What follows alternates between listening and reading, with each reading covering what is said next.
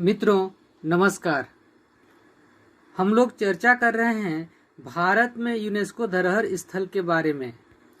पिछले वीडियोज में हमने वर्ष 1983, 84 और वर्ष 1985 में यूनेस्को धरोहर सूची में शामिल किए जाने वाले भारतीय धरोहर स्थलों के बारे में विस्तृत चर्चा की थी। वर्ष 1983 में ताजमहल, आगरा का किला, अजंता की गुफाएं और एलोरा की गुफाओं को धरोहर सूची में शामिल किया गया था। इसी के बाद वर्ष 1948 में कोणार्क का सूर्य मंदिर और महाबलीपुरम का स्मारक, जो कि तमिलनाडु में के कांचीपुरम में स्थित है, इन दोनों को विरासत सूची में शामिल किया गया था।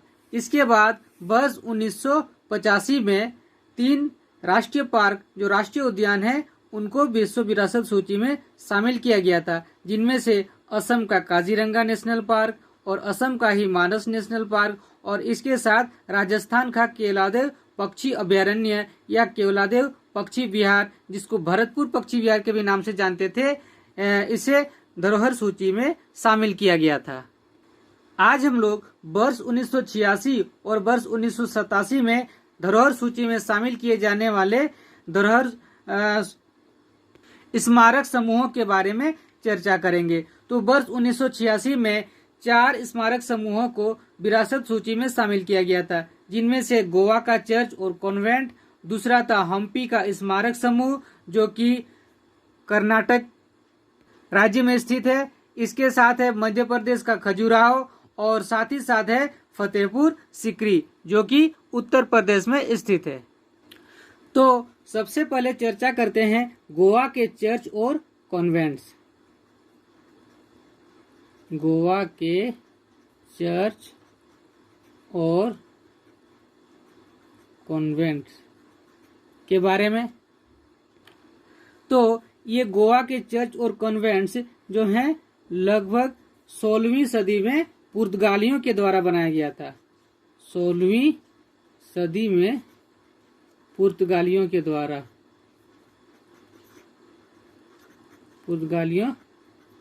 द्वारा बनाया गया था। और गोवा के ये चर्च और कॉन्वेंट जो हैं, गोथिक और आइबेरियन शैली में बने हुए हैं।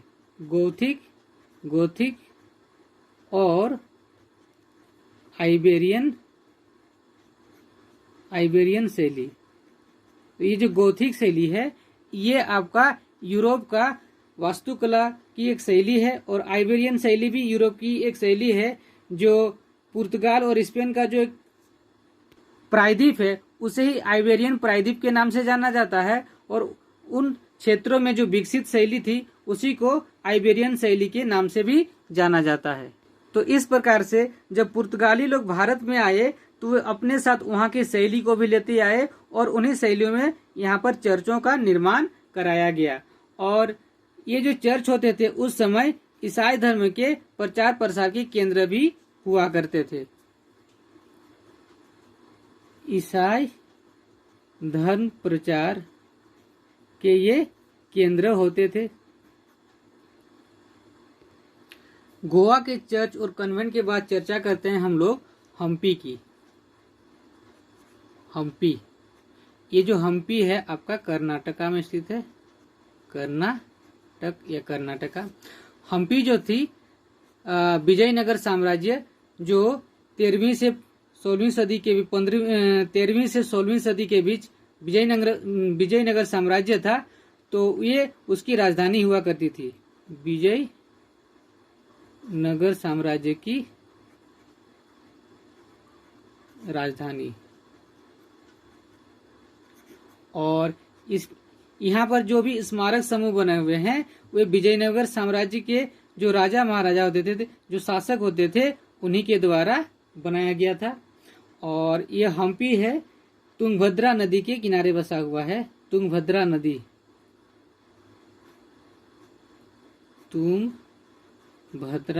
के किनारे बसा हुआ शहर है। और इसमें खास बात यह है कि इसमें एक मंदिर है, विरूपाक्ष मंदिर,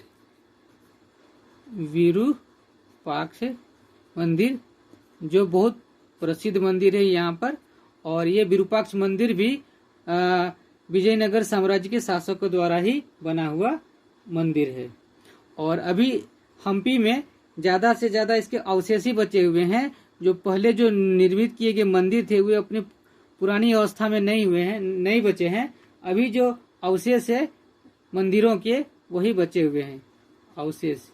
और आपका जो 50 रुपये का जो नोट होता है उसमें जो उसका जो पीछे पोर्शन में जो मंदिर का जो फोटो लगा हुआ है वो हम्पी का ही मंदिर का फोटो लगा हुआ है। तो इस प्रकार से हम्पी का अपना एक ऐतिहासिक महत्व है। और हम्पी के बाद हम लोग आगे चर्चा करते हैं खजुराहो के बारे में। खजुराहो और ये जो खजुराहो है आपका मध्य प्रदेश में स्थित है। मध्य प्रदेश का भी उत्तरी भाग में स्थित है। अब खजुराहो की चर्चा करें तो खजुराहो में जो मंदिर बने हुए हैं इन मंदिरों को बनाया गया था चंदेल शासकों के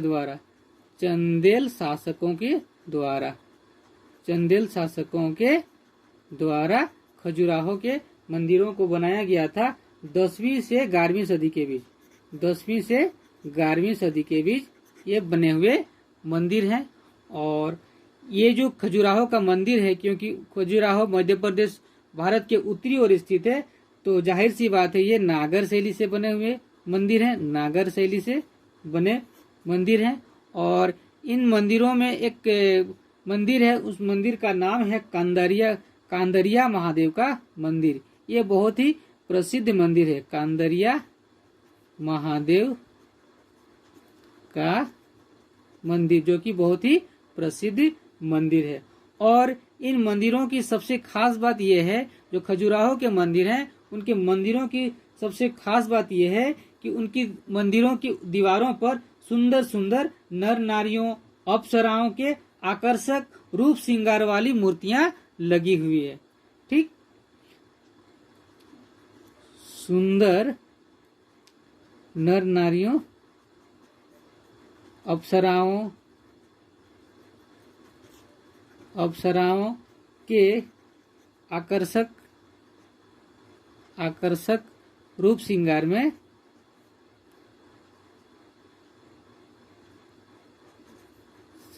में मूर्तियां बनी हुई है।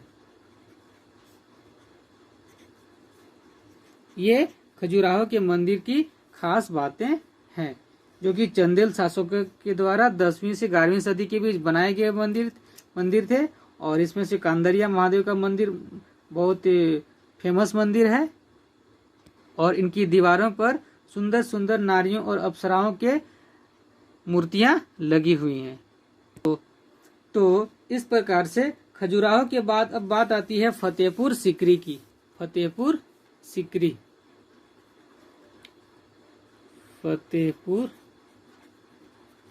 सीकरी ये आपका उत्तर प्रदेश में ही आगरा के नजदीक स्थित है। आगरा के ही नजदीक में स्थित है फतेहपुर सीकरी। और ये जो फतेहपुर सीकरी शहर था, इस शहर को बनाया था सम्राट अकबर ने, यानी मुगल बादशाह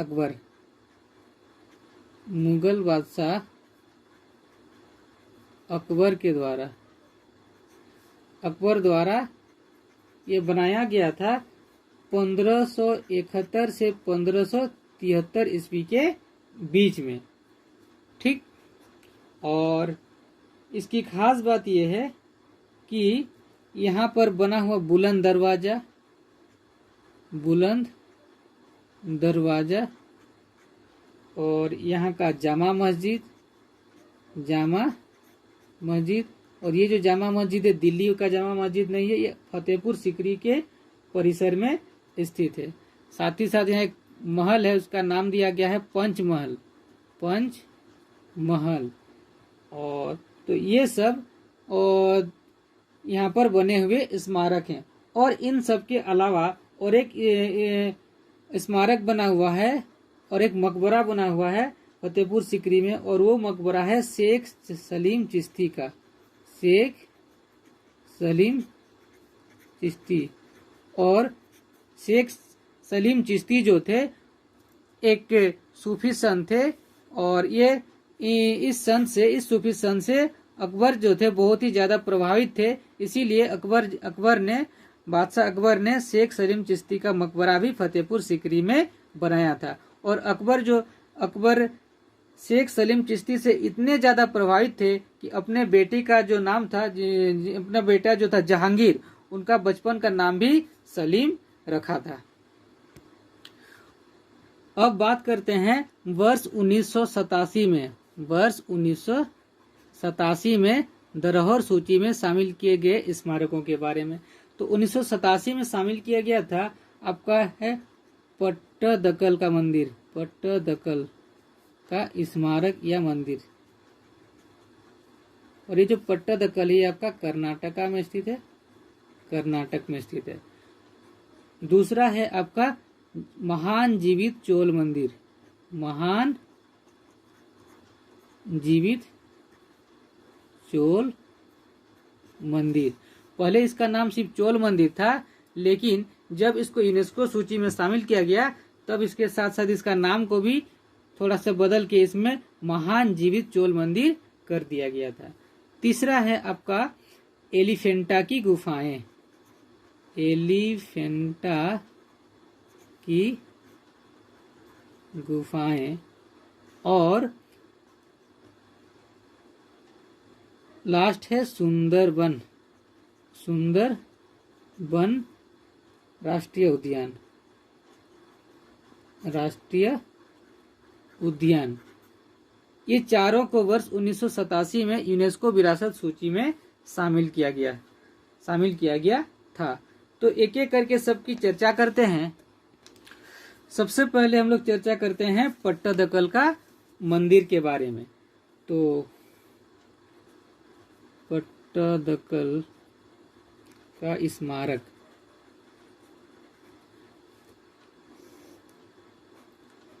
पट्टदकल के ये स्मारक आपके कर्नाटक में स्थित हैं।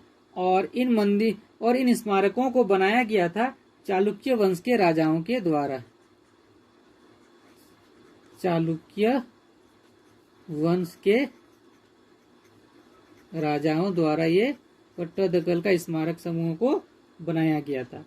और ये जो है आपका कर्नाटक, जो कि उत्तर भारत और दक्षिण भारत के लगभग थोड़ा सा बीच में पड़ता है। तो इन मंदिरों की निर्माण शैली में क्या नागर शैली और द्रविड़ शैली दोनों का कंबाइन हो गया था, और इस कंबाइन फॉर्म को बोला जाता है बेसर शैली। तो इस प्रकार से पट्टदकल के स्मारक समूह जो हैं आपके बेसर शैली से बने हुए हैं, बेसर शैली।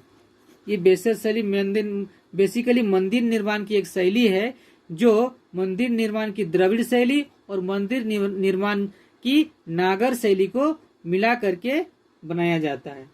और पट्टदकल के इन स्मारकों में अधिकतर भगवान शिव को समर्पित मंदिर हैं, शिव को समर्पित मंदिर हैं।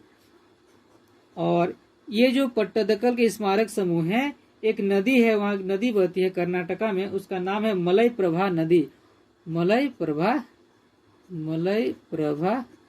नदी। इसी नदी के किनारे पट्टदकल के स्मारक समूह स्थित हैं।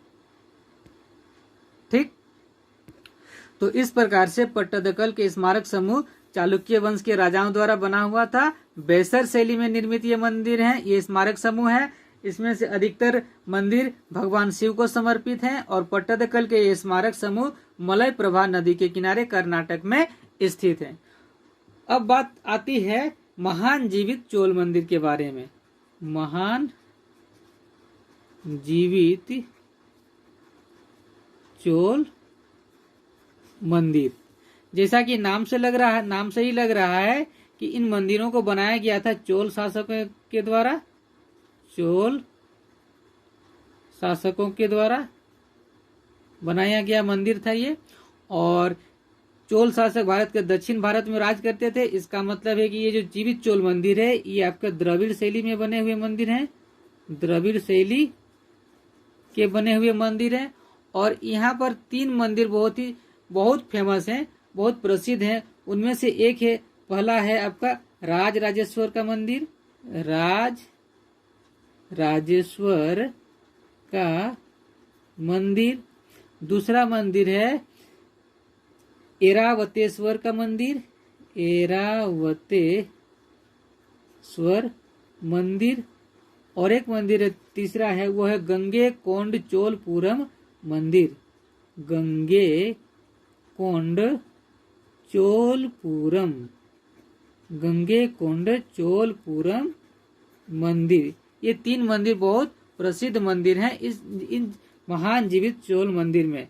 और बात करते हैं राजराजेश्वर का मंदिर, तो इस मंदिर का निर्माण कराया था राजराजवान या राजराज प्रथम, जो कि एक चोल शासक, बहुत महान प्रतापी चोल शासक था। इसके बाद इसका जो पुत्र हुआ, राजराज का पुत्र, उनका नाम था राजेंद्र प्रथम। तो राजेंद्र प्रथम ने निर्माण करवाया था गंगे कोंड चोलपुरम का मंदिर को कराया था राजेंद्र प्रथम ने इसका निर्माण कराया था।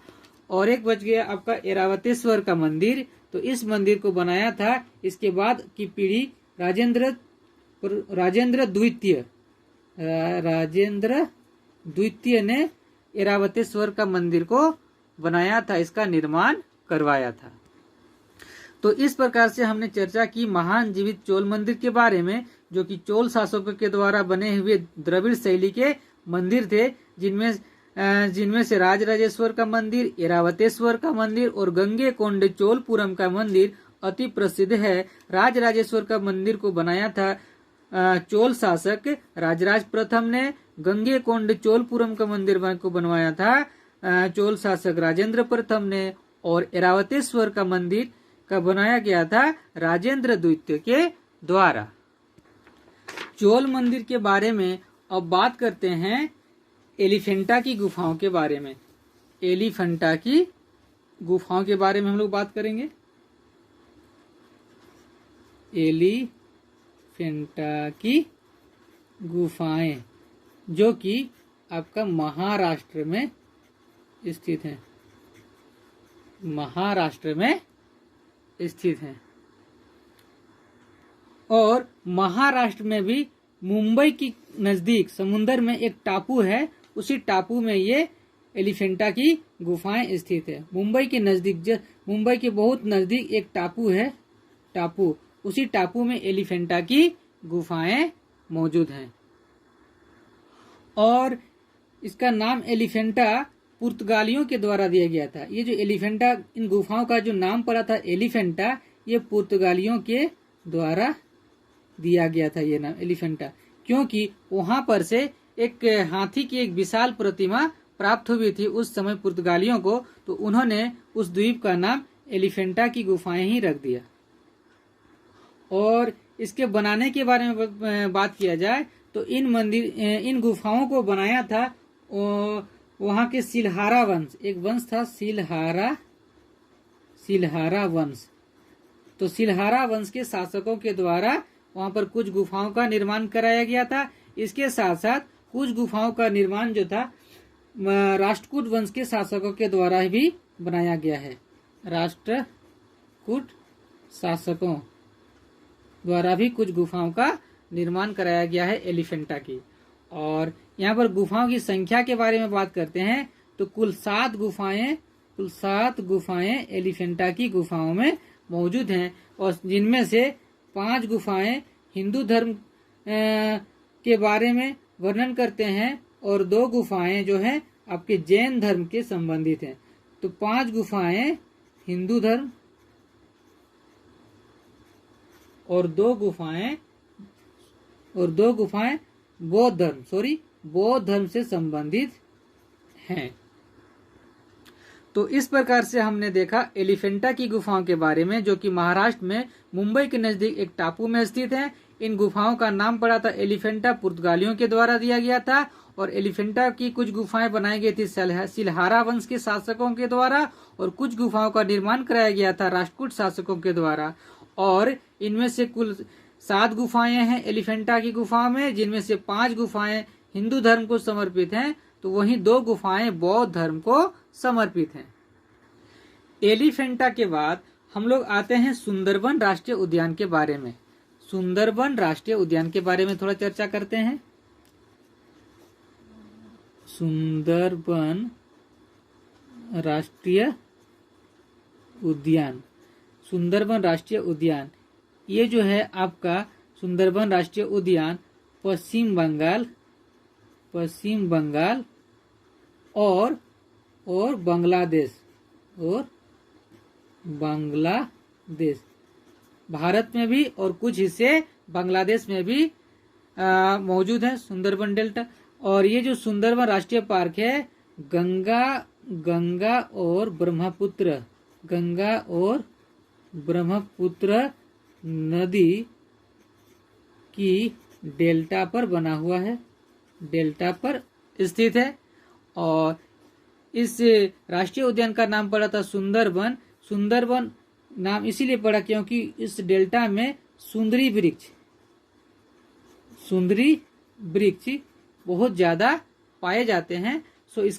सो इसका नाम सुंदरबन राष्ट्रीय उद्यान पड़ा। और साथ ही साथ ये जो सुंदरबन राष्ट्रीय उद्यान है विश्व का सबसे बड़ा मैंग्रोव वन है।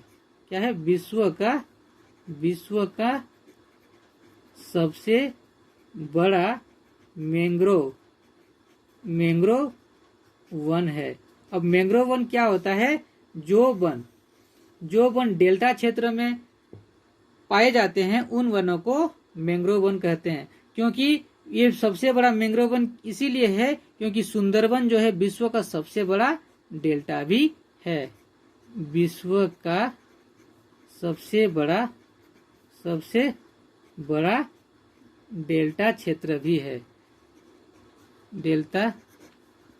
भी है, इसीलिए इसका नाम सुंदरबन पड़ा क्योंकि उसमें सुंदरी वृक्ष पाए जाते हैं। और ये पश्चिम बंगाल और बांग्लादेश दोनों ही जगहों में स्थित है। गंगा और ब्रह्मपुत्र नदी की डेल्टा पर स्थित है जो कि विश्व का सबसे बड़ा डेल्टा है। और यहाँ पर विश्व का सबसे बड़ा मैंग्रोव वन भी पाया जाता है। और इस उद्यान की सबसे बड़ी खासियत है, सबसे बड़ी बात है कि यहाँ पाए जाने वाले रॉयल बंगाल टाइगर जो कि पूरे विश्व में सिर्फ भारत में ही पाए जाते हैं, रॉयल बंगाल टाइगर भारत और बांग्लादेश में। तो इस प्रकार हमने वर्ष 1986 और 1987 में यूनेस्को धरोहर सूची में शामिल किए गए विभिन्न स्मारकों के बारे में, विभिन्न स्थलों के बारे में चर्चा की। आगे के वीडियो में हम लोग और भी धरोहर स्थलों के बारे में चर्चा करेंगे जिसको यूनेस्को विरासत सूची में शामिल किया गया है।